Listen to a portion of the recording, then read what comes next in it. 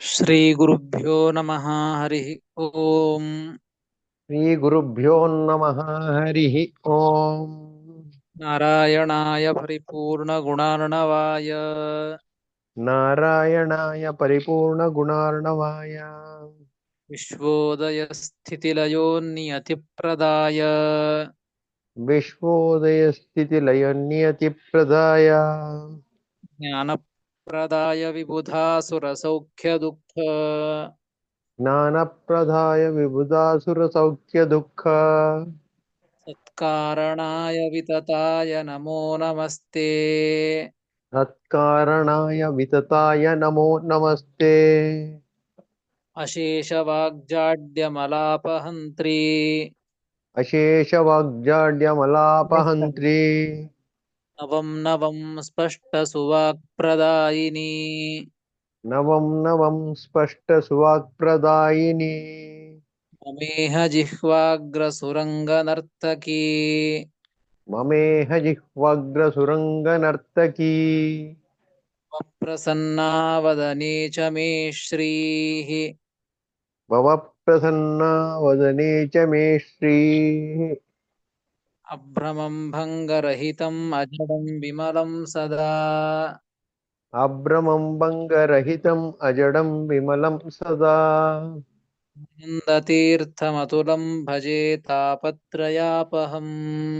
ಆನಂದತೀರ್ಥಮತುಲಂ ಭಜೆ ತಾಪತ್ರಯಾಪಹಂ.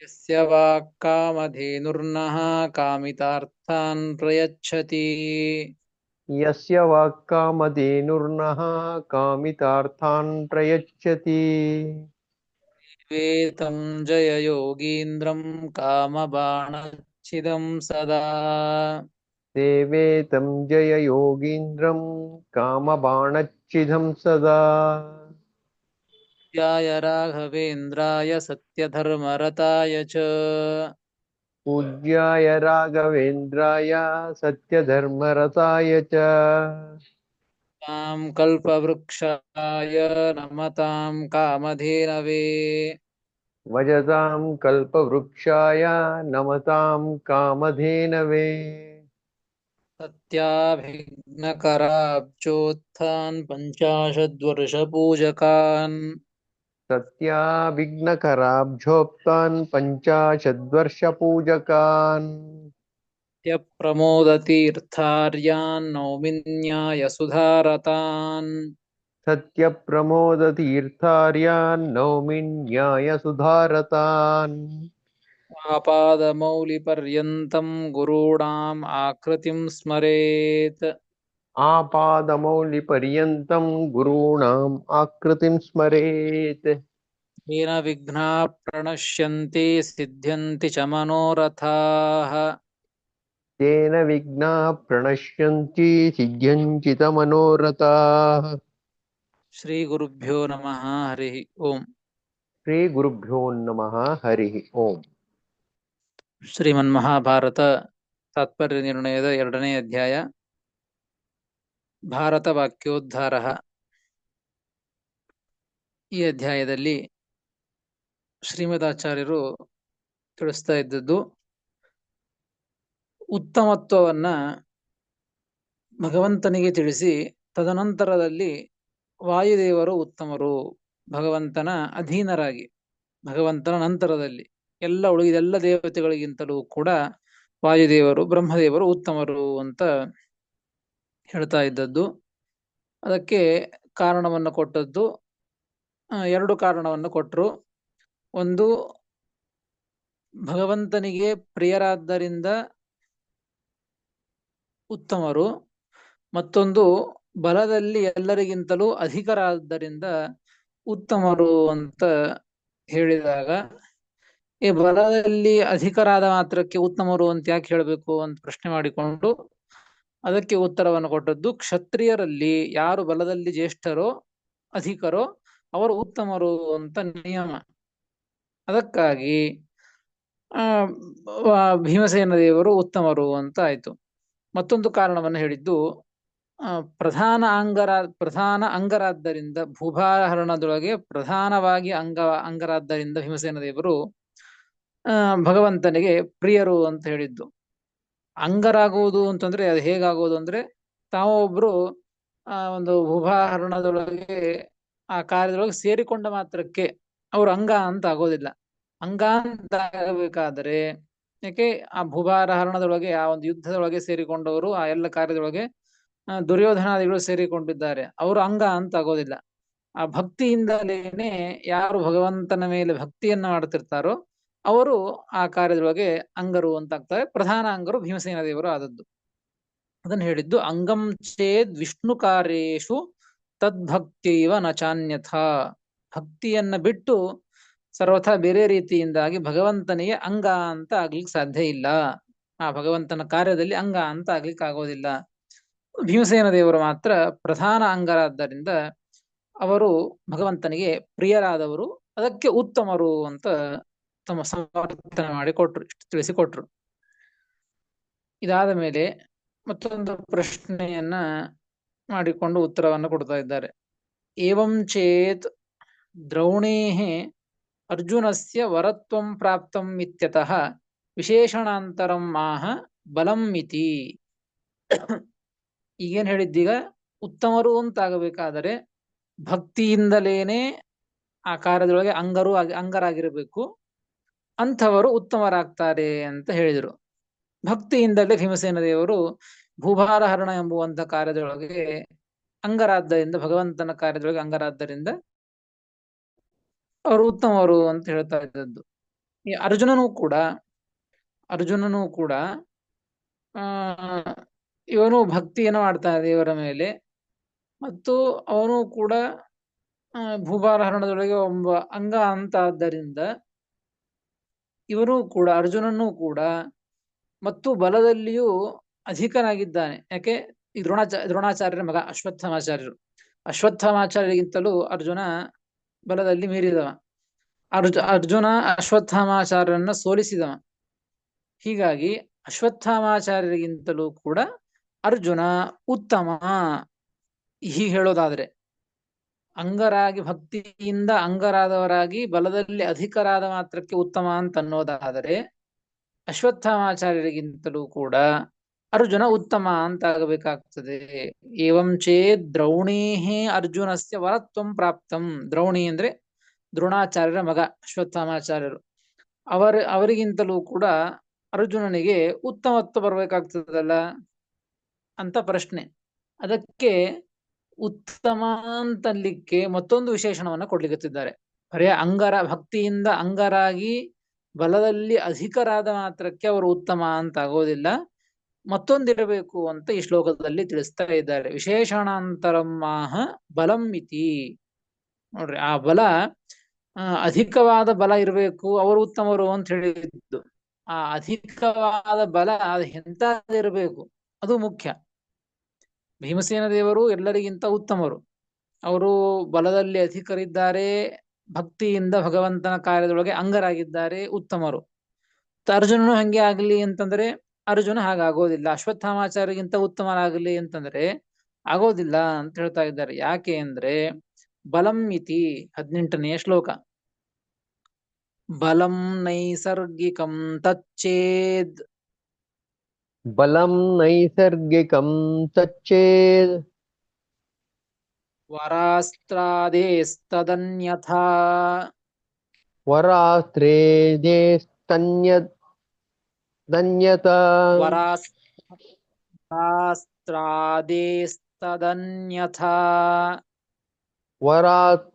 ವರಾಸ್ತ್ರಾದೇಸ್ತನ್ಯತಾ. ವರಾಸ್ತ್ರಾದೇಸ್ತದನ್ಯಥಾ. ವರಾಸ್ತ್ರಾದೇಸ್ತನ್ಯತ. ಇಲ್ಲಿ ಆಚಾರ್ಯ ವರಾಸ್ತ್ರ ದೇಸ್ತ ಧನ್ಯತ ಅಷ್ಟಿದೆ. ಹಾಗೆ ಹೇಳಿದೆ ನಾನು. ವರಾಸ್ತ್ರಾದೇಸ್ತದನ್ಯಥಾ ನಾವು ಕೂಡಿಸಿ ಹೇಳ್ತಾ ಇದ್ದೇನೆ ಅಷ್ಟೇ. ವರಾಸ್ತ್ರಾದೇ ತದನ್ಯಥಾ ಅಂತ ಅಂದ್ಬಿಡಿ. ಆಯ್ತು. ವರಾಸ್ತ್ರಾದೇಸ್ತದನ್ಯತಾ. ಅನ್ಯಾವೇಶ ನಿಮಿತ್ತಂ ಚೇದ್. ಅನ್ಯಾವೇಶ ನಿಮಿತ್ತಂ ಚೇದ್. बलमन्यात्मकं हि तत् बलमन्यात्मकं हि तद् बलं नैतिकं तच्चेद्वरास्त्रादेस्तदन्यथा ಅನ್ಯಾವೇಶನಿಮಿತ್ತಂ ಚೇದ್ ಬಲಮನ್ಯಾತ್ಮಕಂ ಹಿ ತತ್ ಎಂಬುದಾಗಿ 18ನೆಯ ಶ್ಲೋಕ. ಪದವಿಭಾಗ. ಬಲಂ ನೈಸರ್ಗಿಕಂ ತತ್ ಚೇತ್ ವರಾಸ್ತ್ರಾದೇಃ ತತ್ ಅನ್ಯಥಾ ಅನ್ಯಾವೇಶನಿಮಿತ್ತಂ ಚೇತ್ ಬಲಂ ಅನ್ಯಾತ್ಮಕಂ ಹಿ ತತ್ ಎಂಬುದಾಗಿ ಪದವಿಭಾಗ. ಏನ್ ಕೇಳಿದ್ದು? ಅರ್ಜುನನು ಅಶ್ವತ್ಥಾಮಾಚಾರ್ಯರಿಗಿಂತ ಉತ್ತಮ ಆಗ್ಲಿ, ಅರ್ಜುನನಿಗೆ ಉತ್ತಮತ್ವ ಬರಲಿ, ಅಶ್ವತ್ಥಾಮಾಚಾರ್ಯರಿಗಿಂತಲೂ ಉತ್ತಮತ್ವ ಬರಲಿ ಅಂತ. ಯಾಕೆ? ಭಕ್ತಿಯಿಂದ ಭಗವಂತನ ಅಂಗ ಆಗಿದ್ದಾನೆ ಮತ್ತು ಅಶ್ವತ್ಥಾಮಾಚಾರ್ಯರಿಗಿಂತೂ ಬಲದಲ್ಲಿ ಅಧಿಕನಾಗಿದ್ದಾನೆ, ಹೀಗಾಗಿ ಉತ್ತಮ ಅಂತಾಗ್ಲಿ ಅಂತ ಆಕ್ಷೇಪ ಬಂದರೆ ಅದಕ್ಕೆ ಉತ್ತರವನ್ನು ಕೊಟ್ಟಿದ್ದು ಬಲಮಿತಿ ಬಲಂ ನೈಸರ್ಗಿಕಂ ತಚ್ಚೇತ್. ಹಾಗುತ್ತಮ ಅಂತ ಯಾವಾಗ ಆಗ್ತಾರೆ ಅಂತಂದ್ರೆ ಆ ಇದ್ದ ಬಲ ಏನದಲ್ಲ, ಬಲಾಧಿಕರು, ಬಲದಲ್ಲಿ ಅಧಿಕರಾಗಿರ್ಬೇಕು ಅಂತ ಹೇಳಿದಾರಲ್ಲ, ಆ ಬಲ ಅದು ಎಂತಹದ್ದಿರ್ಬೇಕು ಅಂತಂದ್ರೆ ನೈಸರ್ಗಿಕಂ ಚೇತ್. ತತ್ಬಲಂ ನೈಸರ್ಗಿಕಂ ಚೇತ್. ಆ ಇದ್ದ ಬಲ ಅದು ನೈಸರ್ಗಿಕ ಅಂದ್ರೆ ಸ್ವಾಭಾವಿಕ. ಸ್ವಾಭಾವಿಕವಾಗಿ ಅವರದೇ ಬಲ ಇತ್ತು ಅಂದ್ರೆ ಆಗ ಅವರಿಗಿಂತ ಅವರು ಉತ್ತಮ ಅಂತ ಆಗ್ತಾರೆ.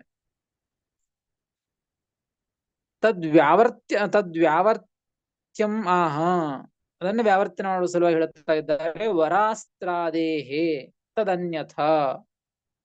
ತದ್ಬಲಂ, ಆ ಇರುವಂತಹ ಬಲ ಇದು, ವರಾಸ್ತ್ರಾದೇಹೇ ಚೇತ್, ವರದಿಂದಲೋ ಅಸ್ತ್ರದಿಂದಲೋ ಆ ಬಲ ಬಂದಿತ್ತು ಅಂದ್ರೆ ಅದು ಅನ್ಯಥಾ ಉತ್ತಮತ್ವ ಸಾಧಕಂ ನಭವತಿ. ಅನ್ಯಥಾ ಎಂಬುದಕ್ಕೆ ಉತ್ತಮತ್ವ ಸಾಧಕಂ ನಭವತಿ, ಉತ್ತಮ ಅಂತಾಗ್ಲಿಕ್ಕೆ ಅದು ಪ್ರಯೋಜಕ ಆಗಂಗಿಲ್ಲ. ಒಂದು ಬಲ ಅಧಿಕವಾಗಿದೆ ಅಂತಂದ್ರೆ ಆ ಅಧಿಕವಾದ ಬಲ ಹೇಗೆ ಬಂದಿದೆ? ಯಾರೋ ಒಂದು ತಪಸ್ ಮಾಡಿದಾಗ ವರದಿಂದ ಬಂದಿದೆ. ವರದಿಂದ ಬಂದಿದ್ದಕ್ಕೆ ಆ ಬಲವನ್ನ, ಆ ಬಲದಿಂದ ಅವರನ್ನ ಸೋಲಿಸಿರಬಹುದು, ಅದರಿಂದ ಅವರ ಸಂಹಾರ ಮಾಡಿರಬಹುದು. ಇಂತಹ ಬಲ ಏನಿದು ವರದಿಂದ ಬಂದಂತಹ ಬಲ, ಇದು ಅವರ ಬಲ ಅಲ್ಲ, ಸ್ವಾಭಾವಿಕ ಬಲ ಅಲ್ಲ ಅಂತ ಅರ್ಥ. ಮತ್ತು ಅಸ್ತ್ರದಿಂದ ಬಂದಂತಹ ಬಲ, ಅಸ್ತ್ರ ಪ್ರಯೋಗ ಮಾಡ್ತಾರೆ. ಇನ್ನು ತಪಸ್ ಮಾಡಿದ್ದಾರೆ, ತಪಸ್ ಮಾಡಿ ಅಸ್ತ್ರವನ್ನ, ಅಸ್ತ್ರವಿದ್ಯೆಯನ್ನ ಪಡೆದುಕೊಂಡದ್ದು, ಉಪದೇಶ ತೆಗೆದುಕೊಂಡದ್ದು. ಆ ಮಂತ್ರವನ್ನ ಪ್ರಯೋಗ ಮಾಡಿ ಅಸ್ತ್ರವನ್ನ ಬಿಟ್ಟಾಗ ಏನೋ ಆಗ್ನೇಯಾಸ್ತ್ರವನ್ನು ಬಿಟ್ಟಿದ್ದಾರೆ ಅಂತಂದ್ರೆ ಆಗ್ನೇಯಾಸ್ತ್ರ ಇಡೀ ಎಲ್ಲವನ್ನು ಸುಟ್ಟು ಹಾಕ್ತು. ಅಂದ ಮಾತ್ರಕ್ಕೆ ಆ ಅಸ್ತ್ರದ ಬಲನೇ ಹೊರತು ಇವರ ಬಲ ಅಲ್ಲ ಅದು. ಇವರು ತಪಸ್ ಮಾಡಿದ್ದಾರೆ, ಇಲ್ಲಂದಿಲ್ಲ. ಆದರೆ ಆ ಕಾರ್ಯವನ್ನ ಸುಡುವಂತಹ ಕೆಲಸ ಅಥವಾ ವಾಯವ್ಯಾಸ್ತ್ರ ಗಾಳಿಯಿಂದ ಒಣಗಿಸುವಂತಹ ಕೆಲಸ ಅಥವಾ ಹಾರಿಸುವಂತಹ ಕೆಲಸ, ವಾರುಣಾಸ್ತ್ರ ನೀರಿನಿಂದ ಸಂಹಾರ ಮಾಡುವಂತಹ ಒಂದು ಅಸ್ತ್ರ. ಹೀಗಾಗಿ ಆ ದೇವತೆಗಳು ಮಾಡುವಂತಹ ಕೆಲಸ ಅದು. ಇವರು ತಪಸ್ಸಿನಿಂದ ಅವರ ಅನುಗ್ರಹವನ್ನು ಪಡೆದುಕೊಂಡದ್ದೇ ಹೊರತು ಅವರ ಬಲ ಅಲ್ಲ ಆ ಕಾರ್ಯವಾದದ್ದು. ಹೀಗಾಗಿ ವರದಿಂದ, ಅಸ್ತ್ರದಿಂದ ಬಂದಂತಹ ಬಲ ಇತ್ತು ಅಂದ್ರೆ, ಇದು ಅವರಿಗೆ ಇತ್ತು ಅಂದ್ರೆ, ಅವರು ಯಾರನ್ನು ಹೆಸರಿರ್ತಾರೋ, ಯಾರನ್ನ ಸಂಹಾರ ಮಾಡಿರ್ತಾರೋ ಅವರಿಗಿಂತ ಅವರು ಉತ್ತಮ ಅಂತ ಆಗೋದಿಲ್ಲ. ವರದಿಂದ, ಅಸ್ತ್ರದಿಂದ ಆ ಪ್ರಯೋಗ ಮಾಡಿದಾಗ, ಅವರನ್ನು ನಾಶ ಮಾಡಿದಾಗ, ಅವರು ಸೋಲಿಸಿದಾಗ ಇವರು ಅವರಿಗಿಂತ ಉತ್ತಮ ಅಂತ ಆಗೋದಿಲ್ಲ. ಆ ಬಲ ಹೇಗಿರ್ಬೇಕು ಅಂದ್ರೆ ಸ್ವಾಭಾವಿಕ ಬಲ ಇರಬೇಕು. ಯಾವ ಅಸ್ತ್ರ ಪ್ರಯೋಗ ಇಲ್ಲ, ಯಾವ ವರ ಇಲ್ಲ, ಯಾವುದೇ ಒಂದು ವರವನ್ನು ತೆಗೆದುಕೊಳ್ಳದೇನೆ, ಯಾವುದೇ ಅಸ್ತ್ರ ಪ್ರಯೋಗ ಮಾಡದೇನೆ ಮತ್ತೊಬ್ಬರನ್ನ ಸೋಲಿಸಿ ಅಥವಾ ಅವರನ್ನ ನಾಶ ಮಾಡಿದ್ರೆ ಆ ಬಲ ಏನಿರ್ತದಲ್ಲ, ಆ ಬಲ ಯಾರಲ್ಲಿ ಇರ್ತದೋ ಅವರು ಅವರಿಗಿಂತ ಉತ್ತಮ ಅಂತ ಆಗ್ತಾರೆ. ಭೀಮಸೇನ ದೇವರು ಹಾಗಿದ್ದಾರೆ. ಭೀಮಸೇನ ದೇವರು ಎಂದಿಗೂ ಕೂಡ ಅಸ್ತ್ರ ಪ್ರಯೋಗವನ್ನ ಮಾಡಿಲ್ಲ ಮತ್ತು ಯಾವ ದೇವತೆಗಳ ವರವನ್ನು ಪಡೆದುಕೊಂಡದ್ದಲ್ಲ. ವಿಶೇಷವಾಗಿ ಭಗವಂತ ಅನುಗ್ರಹದಿಂದ ಸ್ವಾಭಾವಿಕವಾಗಿ ಬಲ ಇದ್ದದ್ದು ಭೀಮಸೇನ ದೇವರಿಗೆ. ಹೀಗಾಗಿ ಅವರು ಉತ್ತಮ ಅಂತ ಆಗ್ತಾರೆ. ಇಲ್ಲಿ ಅರ್ಜುನನೊಳಗೆ ವಿಶೇಷವಾಗಿ ಮತ್ತೊಂದು ಕಾರಣವನ್ನು ಹೇಳ್ತಾರೆ. ವರದಿಂದ ಅಸ್ತ್ರದಿಂದ ಬಂದ್ರೆ ಬಲ ಅದು ಉತ್ತಮತ್ವ ಸಾಧಕವಾಗುವುದಿಲ್ಲ. ಅದಷ್ಟೇ ಅಲ್ಲ, ಅನ್ಯಾವೇಶ ನಿಮಿತ್ತಂ ಚೇತ್, ಇನ್ನೊಳಗೆ ಯಾರೋ ಆವೇಶ ಇರ್ತದೆ, ಒಳಗೆ ಒಳಗೆ ಆವೇಶ ಇದ್ದಾಗ ಅವಾಗೂ ಬಲ ಜಾಸ್ತಿ ಇರುತ್ತದೆ. ಬಲ ಜಾಸ್ತಿ ಇದ್ದಾಗ ಮತ್ತೊಬ್ಬರನ್ನ ಸೋಲಿಸಿದರೆ, ಅವರ ಸಂಹಾರ ಮಾಡಿದರೆ, ಆಗಲೂ ಕೂಡ ಇವರು ಉತ್ತಮ ಅಂತ ಆಗೋದಿಲ್ಲ. ಈಗ ಅರ್ಜುನನ್ನೇ ತೆಗೆದುಕೊಳ್ಳಬಹುದು. ಅರ್ಜುನನೊಳಗೆ ಭಗವಂತನ ಒಂದು ನರಾವೇಶ ಇದೆ, ಒಂದು ಆವೇಶ ಇದೆ, ಭಗವಂತನ ಒಂದು ರೂಪ ಇದೆ. ಆ ನರಾವೇಶ ಇದ್ದದಕ್ಕೆ ಅರ್ಜುನನಿಗೆ ಅಷ್ಟು ಶಕ್ತಿ ಸಾಮರ್ಥ್ಯವಂತದ್ದು. ಹೀಗಾಗಿ ಯಾರ ಆವೇಶ ಇರ್ತದೋ ಆ ಆವೇಶ ಇದ್ದದಕ್ಕೆ ಅನೇಕ ಕಾರಣ ಮಾಡ್ತಾ ಇದ್ದರಿಂದಾಗಿ ಆ ಬಲ ಅದು ಒಳಗೆ ಆವೇಶದವ್ರ ಬಲ. ಈಗ ಅವರು ಉತ್ತಮ ಅಂತ ಆಗ್ತಾರೆ ಹೊರತು ಈ ವ್ಯಕ್ತಿ ಉತ್ತಮ ಅಂತ ಆಗೋದಿಲ್ಲ. ಕೊಟ್ರು ಬಲಂ ಅನ್ಯಾವೇಶ ನಿಮಿತ್ತಂ ಚೇತ್ ಉತ್ತಮತ್ವಂ ಅನ್ಯಾತ್ಮಕಂ ಯದಾವೇಶ ನಿಮಿತ್ತಂ ಬಲಂ ತದಾತ್ಮಕಂ ತತ್ ಸ್ವರೂಪಂ ಹಿ ಪ್ರಸಿದ್ಧಂ. ಯಾರ ಆವೇಶ ಇರ್ತದೋ ಅವ್ರ ನಿಮಿತ್ತವಾಗಿ ಬಂದಂತಹ ಬಲ, ಆ ಬಲ ಅವರಿಗೆ ಉತ್ತಮತ್ವವನ್ನು ಹೇಳುತ್ತದೆ ಹೊರತು ಆ ವ್ಯಕ್ತಿಗೆ ಉತ್ತಮತ್ವವನ್ನು ಹೇಳೋದಿಲ್ಲ. ಹೀಗಾಗಿ ಅಶ್ವತ್ಥಾಮಾಚಾರ್ಯರು ಅಂದ್ರೆ ರುದ್ರಾವತಾರರು. ಹೀಗಾಗಿ ವಿಶೇಷವಾಗಿ ರುದ್ರದೇವರಿಗಿಂತಲೂ ಕೂಡ ಅರ್ಜುನ ಅಂದ್ರೆ ಇಂದ್ರದೇವರು. ಹೀಗಾಗಿ ರುದ್ರದೇವರಿಗಿಂತಲೂ ಇಂದ್ರದೇವರು ಚಿಕ್ಕವರು. ಇವರು ಅವರರು ಉತ್ತಮರಲ್ಲ. ಇಂದ್ರದೇವರು, ರುದ್ರದೇವರೇ ಉತ್ತಮರು. ಆದರೆ ಅರ್ಜುನ ತಾನು ಅಶ್ವತ್ಥಾಮಾಚಾರ್ಯರನ್ನ ಸೋಲಿಸಿದ ಅನ್ನ ಮಾತ್ರಕ್ಕೆ ಅರ್ಜುನನಿಗೆ ಬಲ ಜಾಸ್ತಿ ಇದೆ, ಅರ್ಜುನ ಉತ್ತಮ ಅಂತ ಸರ್ವಥಾ ತಿಳಿಯೋದಲ್ಲ. ಅರ್ಜುನಲ್ಲಿ ನರಾವೇಶ ಇದ್ದದ್ದರಿಂದಾಗಿ ಆ ರೀತಿಯಾಗಿ ಜಯವನ್ನ ಪಡೆದುಕೊಳ್ಳುವಂತಹ ಪ್ರಸಂಗ ಬಂದದ್ದೇ ಹೊರತು ಸರ್ವಥಾ ಅವನು ಉತ್ತಮ ಅಂತ ಆಗೋದಿಲ್ಲ. ಹಾಗಾದ್ರೆ ಉತ್ತಮ ಅಂತ ಆಗಬೇಕಾದ್ರೆ ಎಂತಹ ಬಲ ಬೇಕು ಅಂತ ಈ ಶ್ಲೋಕದಲ್ಲಿ ಶ್ರೀಮದಾಚಾರ್ಯ ತಿಳಿಸಿಕೊಡ್ತಾ ಇದ್ದಾರೆ ಅಂದ್ರೆ, ಸ್ವಾಭಾವಿಕ ಬಲ, ಬಲಂ ನೈಸರ್ಗಿಕಂ. ಸ್ವಾಭಾವಿಕವಾದ ಬಲ ಇತ್ತು ಅಂದ್ರೆ, ಅಂತಹ ಬಲ ಇತ್ತು ಅಂದ್ರೆ ಆಗ ಅವರು ಯಾರನ್ನ ಸೋಲಿಸಿರ್ತಾರೋ, ಯಾರನ್ನ ಸಂಹಾರ ಮಾಡಿರ್ತಾರೋ ಅವರಿಗಿಂತ ಉತ್ತಮ ಅಂತ ಆಗ್ತಾರೆ. ಹೀಗಾಗಿ ತೇನ ಅರ್ಜುನಸ್ಯ ಆಧಿಕ್ಯ ಅಸಿದ್ಧಿ ಇತಿ ಭಾವ. ಅದಕ್ಕಾಗಿ ಈ ನರಾವೇಶ ನಿಮಿತ್ತವಾಗಿ ಅರ್ಜುನನಲ್ಲಿ ಬಲ ಇದ್ದದ್ದರಿಂದಾಗಿ ಈ ಅರ್ಜುನನಿಗೆ ಆಧಿಕ್ಯ, ಉತ್ತಮತ್ವ ಸಿದ್ಧವಾಗುವುದಿಲ್ಲ ಅಶ್ವತ್ಥಾಮಾಚಾರ್ಯರಿಗಿಂತಲೂ ಕೂಡ. ಹೀಗಾಗಿ ಅಶ್ವತ್ಥಾಮಾಚಾರ್ಯಗಿಂತಲೂ ಅರ್ಜುನನು ಚಿಕ್ಕವನೇ ಅಂತ ಅರ್ಥ.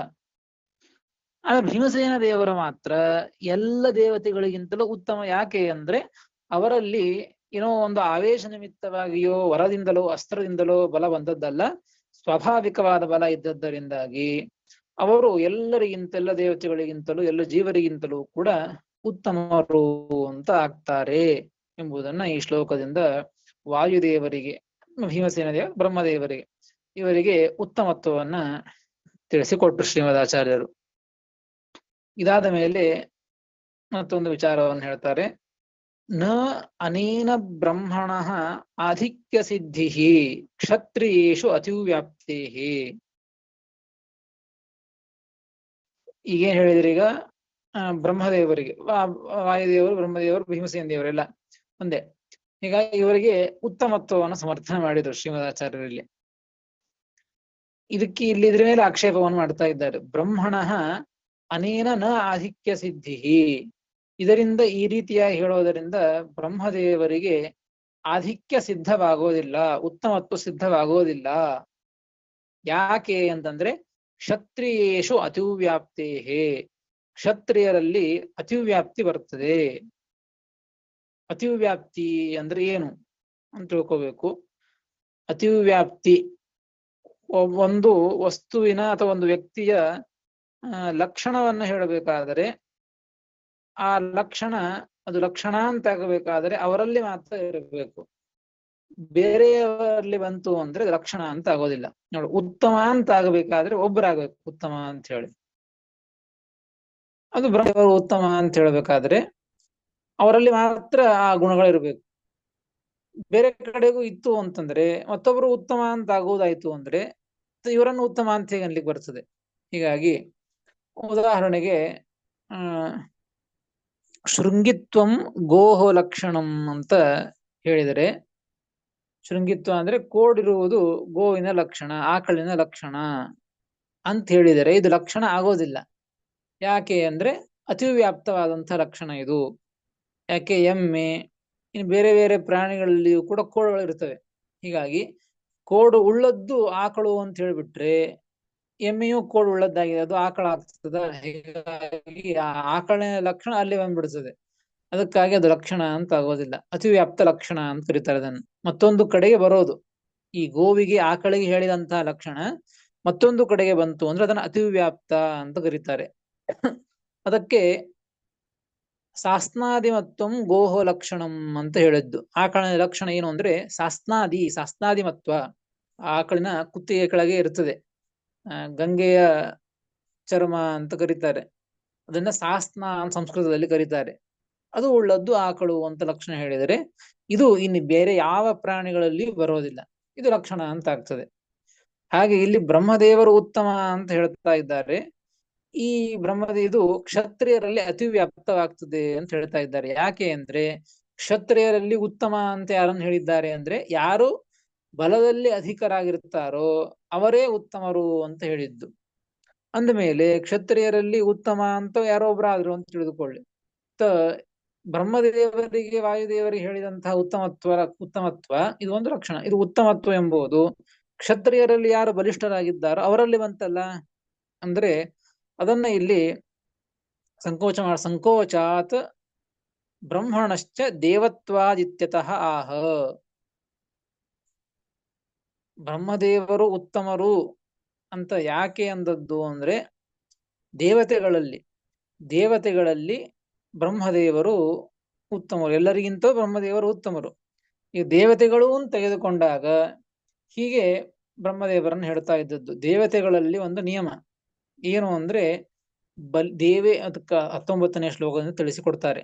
19ನೇ ಶ್ಲೋಕ, ದೇವೇಶು ಬಲಿನಾಮೇವ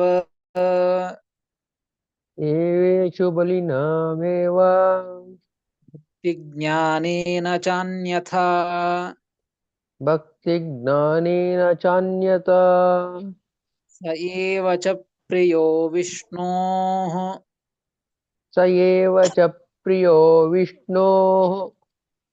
ನಾನ್ಯಥಾ ತು ಕಥಂಚನ.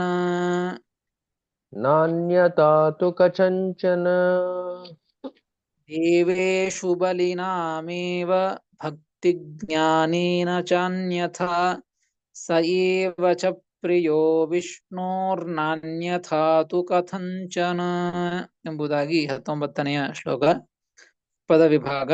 ದೇವೇಶು ಬಲಿನಾಂ ಏವ ಭಕ್ತಿ ಜ್ಞಾನೇ ನ ಚ ಅನ್ಯಥಾ ಸಹ ಏವ ಚ ಪ್ರಿಯಃ ವಿಷ್ಣೋಃ ನ ಅನ್ಯಥಾ ತು ಕಥಂಚನ ಎಂಬುದಾಗಿ ಪದವಿಭಾಗ. ದೇವೇಶು ಬಲಿನಾಮೇವ, ದೇವತೆಗಳಲ್ಲಿ ಕ್ಷತ್ರಿಯನ ಅತಿವ್ಯಾಪ್ತ ಆಗ್ತದೆ ಅಂತ ಹೇಳಿದ್ರಲ್ಲ, ದೇವತೆಗಳಲ್ಲಿ ಏನು ನಿಯಮ ಅಂತಂದ್ರೆ ಬಲಿನಾಮೇವ ಭಕ್ತಿ ಜ್ಞಾನಿ. ಹಿಂದಿನ ಅಧ್ಯಾಯದಲ್ಲಿ ಬಂದಿದೆ. ಉತ್ತಮ ಅಂತಾಗಬೇಕಾದ್ರೆ ಏನ್ ಕಾರಣ, ಏನದಕ್ಕೆ ಸಾಧಕ ಅಂತಂದ್ರೆ ಭಕ್ತಿ ಜ್ಞಾನಗಳು ಯಾರಲ್ಲಿ ಅಧಿಕವಾದಂತಹ ಭಕ್ತಿ ಇರ್ತದೋ ಅವರು ಉತ್ತಮರು, ಎಲ್ಲರಿಗಿಂತ ಉತ್ತಮ ಅಂತ ಹೇಳಿದ್ದು.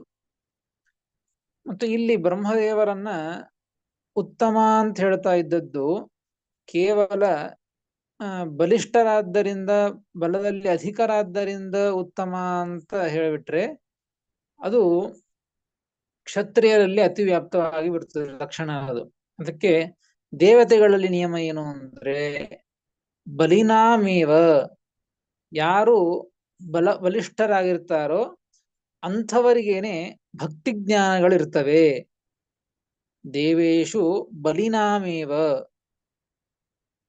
ಪ್ರಧಾನೇ ಭಕ್ತಿ ಜ್ಞಾನೇ, ಪ್ರಧಾನ ಮುಖ್ಯವಾಗಿ ಭಕ್ತಿ ಜ್ಞಾನಗಳು ಅವರಿಗೆ ಇರ್ತದೆ. ಅನ್ಯಥಾ ನ, 2ನೇ ಪಾದದಲ್ಲಿ ನೋಡಿ, ದೇವೇಶು ಬಲಿನಾಮೇವ ಭಕ್ತಿ ಜ್ಞಾನೇ ಅಂತಾಯ್ತು. ಅದ್ರ ಮುಂದೆ ನಚ ಅನ್ಯಥಾ ನ, ಬಲ ಇಲ್ಲದೆ ಹೋದ್ರೆ ಅವರಿಗೆ ಭಕ್ತಿ ಜ್ಞಾನಗಳು ಇರೋದಿಲ್ಲ ಅಂತ ಅರ್ಥ. ದೇವತೆಗಳಲ್ಲಿ ದೇವತೆಗಳಲ್ಲಿ ಹೆಚ್ಚು ಹೆಚ್ಚು ಯಾರಲ್ಲಿ ಬಲ ಇರ್ತಾ ಹೋಗ್ತಿರ್ತದೆ ಅವರಲ್ಲಿ ಹೆಚ್ಚು ಹೆಚ್ಚು ಭಕ್ತಿ ಜ್ಞಾನಗಳು ಇರ್ತವೆ. ಹೀಗಾಗಿ ಯಾರಲ್ಲಿ ಹೆಚ್ಚು ಹೆಚ್ಚು ಭಕ್ತಿ ಜ್ಞಾನಗಳಿರ್ತವೋ ಸ ಏವ ಚ ಪ್ರಿಯೋ ವಿಷ್ಣು, ಅಂತಹ ವ್ಯಕ್ತಿ ನೋಡಿ, ಯಾರಲ್ಲಿ ಅಧಿಕ ಬಲ ಇರ್ತದೋ ಅವರಲ್ಲಿ ಅಧಿಕವಾದಂತಹ ಹೆಚ್ಚಿನದಾದಂತಹ ಭಕ್ತಿ ಜ್ಞಾನಗಳಿರ್ತವೆ. ಯಾರಲ್ಲಿ ಅಧಿಕವಾದ ಭಕ್ತಿ ಜ್ಞಾನಗಳಿರ್ತವೋ ಅಂಥವರೇನೆ ಭಗವಂತನಿಗೆ ಪ್ರಿಯರಾಗುವುದು. ಸಹ ಏವ ಚ ಪ್ರಿಯೋ ವಿಷ್ಣೋ ಅತಿ ಪ್ರಿಯತ್ವೇ ಪ್ರಯೋಜಕೆ ಇತ್ಯಾಹ. ಸ ಏವ ಭಕ್ತಿ ಜ್ಞಾನವಾನೇವ, ಯಾರು ಭಕ್ತಿ ಜ್ಞಾನ ಉಳ್ಳವನಾಗಿರ್ತಾನೋ ಅವನೇ ಭಗವಂತನಿಗೆ ಪ್ರಿಯರಾಗುವುದು. ಸ ಏವ ಚ ಪ್ರಿಯೋ ವಿಷ್ಣೋ ಅನ್ಯಥಾ ಕಥಂಚನ ಅನ್ಯ ಕಥಂಚನ. ಭಕ್ತಿ ಜ್ಞಾನಗಳು ಇಲ್ಲ ಅಂತಂದ್ರೆ ಸರ್ವಥಾ ಅವರು ಅಷ್ಟು ಪ್ರಿಯರಾಗೋದಿಲ್ಲ ಭಗವಂತನಿಗೆ. ಯಾರಲ್ಲಿ ಎಷ್ಟೆಷ್ಟು ಭಕ್ತಿ ಜ್ಞಾನಗಳಿರ್ತಾವೋ ಅಷ್ಟಷ್ಟು ಭಗವಂತನಿಗೆ ಪ್ರಿಯರಾಗಿರ್ತಾರೆ. ಹೀಗಾಗಿ ಆ ಭಕ್ತಿ ಜ್ಞಾನಗಳು ಯಾರಲ್ಲಿ ಹೆಚ್ಚಿರ್ತವೆ ಅಂದ್ರೆ ದೇವತೆಗಳ ನಿಯಮದಲ್ಲಿ, ದೇವತೆಗಳಲ್ಲಿ ಯಾರಲ್ಲಿ ಬಲ ಜಾಸ್ತಿ ಇರ್ತದೋ ಅವರಲ್ಲಿ ಭಕ್ತಿ ಜ್ಞಾನಗಳು ಜಾಸ್ತಿ ಇರ್ತದೆ. ಅದು ಯಾರಲ್ಲಿ ಅಂದ್ರೆ ಬ್ರಹ್ಮದೇವರಲ್ಲಿ. ಬ್ರಹ್ಮದೇವರು ವಾಯುದೇವರು ಅವರಲ್ಲಿ ಬಲ ಜಾಸ್ತಿ ಇದೆ, ಎಲ್ಲರಿಗಿಂತಲೂ ಬಲ ಜಾಸ್ತಿ ಇದ್ದರಿಂದ ಅವರಲ್ಲಿ ಭಕ್ತಿ ಜ್ಞಾನಗಳು ಜಾಸ್ತಿ ಇದೆ. ಹೀಗಾಗಿ ಅವರೇ ಭಗವಂತನಿಗೆ ಅತಿಯಾಗಿ ಪ್ರಿಯರಾಗುವುದು. ಅತ್ರ ಭಕ್ತಿ ಶಬ್ದೇನ ಸ್ನೇಹ ಮಾತ್ರಂ ಗ್ರಾಹ್ಯಂ. ನೋಡಿ, ಭಕ್ತಿ ಜ್ಞಾನಗಳು ಅಂತಿದೆ. ಭಕ್ತಿ ಶಬ್ದದಿಂದಾಗಿ ನಾವು ಹಿಂದೆ ಭಕ್ತಿಯ ಲಕ್ಷಣ ಹೇಳಿದ್ದಾರೆ. ಮಹಾತ್ಮ್ಯ ಜ್ಞಾನ ಪೂರ್ವಸ್ತು ಸುದೃಢ ಭಕ್ತಿತಃ. ಭಕ್ತಿ ಮಹಾತ್ಮ್ಯ ಜ್ಞಾನ ಪೂರ್ವಕವಾದಂತಹ ಭಗವಂತನಲ್ಲಿರ್ತಕ್ಕಂತಹ ಸ್ನೇಹ ಏನಿದೆಯಲ್ಲ, ನಮಗಿಂತಲೂ ಹೆಚ್ಚಿನದಾದಂತಹ ಸ್ನೇಹ ಭಗವಂತ ಮೇಲೆ ಮಾಡ್ತಾ ಇದ್ರೆ ಅದನ್ನ ಭಕ್ತಿ ಅಂತ ಕರೆದದ್ದು. ಹೀಗಾಗಿ ಅಂತಹದ್ದನ್ನು ತಗೋಬಾರದಿಲ್ಲಿ ಭಕ್ತಿ ಶಬ್ದದಿಂದ. ಯಾಕೆಂದ್ರೆ ಕೇವಲ ಭಕ್ತಿ ಶಬ್ದದಿಂದ ಸ್ನೇಹ, ಭಗವಂತನ ಮೇಲೆ ಪ್ರೀತಿ ಅಂತ ಅರ್ಥ. ಸ್ನೇಹ ಮಾತ್ರಂ ಗ್ರಾಹ್ಯಂ. ಅವಾಗ ಜ್ಞಾನ ಶಬ್ದದಿಂದಾಗಿ ಭಗವಂತನ ಮಹಾತ್ಮ್ಯ ಜ್ಞಾನ ಅಂತ ಇಟ್ಕೋಬೇಕು. ಜ್ಞಾನ ಭಕ್ತಿ ಜ್ಞಾನ ಅಂತ ಹೇಳಿದೆ. ಭಕ್ತಿ ಶಬ್ದದಿಂದ ಕೇವಲ ಸ್ನೇಹ ಅಂತ ಇಟ್ಕೋಬೇಕು, ಜ್ಞಾನ ಶಬ್ದದಿಂದ ಮಹಾತ್ಮ್ಯ ಜ್ಞಾನ ಅಂತ ಇಟ್ಕೋಬೇಕು. ಇಲ್ಲ ಭಕ್ತಿ ಶಬ್ದದಿಂದ ಮಹಾತ್ಮ್ಯ ಜ್ಞಾನ ಪೂರ್ವಕವಾದಂತಹ ಸ್ನೇಹ ಅಂತ ಇಟ್ಕೊಳ್ಳೋದಾದ್ರೆ ಆಗ ಜ್ಞಾನ ಶಬ್ದದಿಂದ ಆ ಭಗವಂತನ ಮಹಾತ್ಮ್ಯ ಜ್ಞಾನ ಅಂತ ಆಗೋದಿಲ್ಲ. ಅವಾಗ ಜಗತ್ತಿನ ಜ್ಞಾನ ಅಂತ ತೆಗೆದುಕೊಳ್ಳೋ, ಅಥವಾ ಜ್ಞಾನ ಶಬ್ದೇನ ಜಗಜ್ಞಾನಂ ಗ್ರಾಹ್ಯಂ, ಜಗಜ್ಞಾನವನ್ನ ತೆಗೆದುಕೊಳ್ಳಬೇಕು. ಒಟ್ಟಾರೆಯಾಗಿ ಭಕ್ತಿ ಜ್ಞಾನಗಳು, ಭಕ್ತಿ ಮತ್ತು ಜ್ಞಾನ ಇವೆರಡೂ ಯಾರಲ್ಲಿ ಜಾಸ್ತಿ ಇರ್ತದೋ ಅವರು ಅತಿಯಾಗಿ ಪ್ರಿಯರಾಗ್ತಾರೆ. ಅನ್ಯಥಾ ಭಕ್ತ್ಯ ಭಾವೇ ಕಥಂಚನ ಕೇನಾಪಿ ಪ್ರಕಾರೇಣ ನತು ಪ್ರಿಯೋ ನೈವ. ಆ ಭಗವಂತನಿಗೆ ಅವನು ಪ್ರಿಯರಾಗೋದಿಲ್ಲ. ಹೀಗಾಗಿ ಬ್ರಹ್ಮದೇವರು ಭಕ್ತಿ ಜ್ಞಾನಗಳಿಂದ ಅಧಿಕರಾದ್ದರಿಂದ ಅವರು ಭಗವಂತನಿಗೆ ಪ್ರಿಯರಾಗ್ತಾರೆ. ಭಗವಂತನಿಗೆ ಪ್ರಿಯರಾದ್ದರಿಂದ ಈ ಬ್ರಹ್ಮದೇವರು ಉತ್ತಮರು, ಎಲ್ಲ ದೇವತೆಗಳಿಗಿಂತಲೂ ಕೂಡ ಬ್ರಹ್ಮದೇವರು ಉತ್ತಮರು ಎಂಬುದನ್ನ ಶ್ರೀಮದಾಚಾರ್ಯರು ಅದನ್ನ ತಿಳಿಸಿಕೊಟ್ಟಿದ್ದಾರೆ. ಇದೇ ರೀತಿ ಮತ್ತೆ ಮುಂದಿನ ಶ್ಲೋಕದಲ್ಲಿಯೂ ಕೂಡ ಇದೇ ಒಂದು ಉತ್ತಮತ್ವವನ್ನೇ ವಿಚಾರವನ್ನೇ ತಿಳಿಸಿಕೊಡುತ್ತಾರೆ. ಅದನ್ನು ಮತ್ತೆ ನಾಳೆ ತಿಳಿದುಕೊಳ್ಳೋಣ ಅಂತ ಹೇಳ್ತೇನೆ. ಶ್ರೀಕೃಷ್ಣಾರ್ಪಣಮಸ್ತು. ಹರಯೇ ನಮಃ.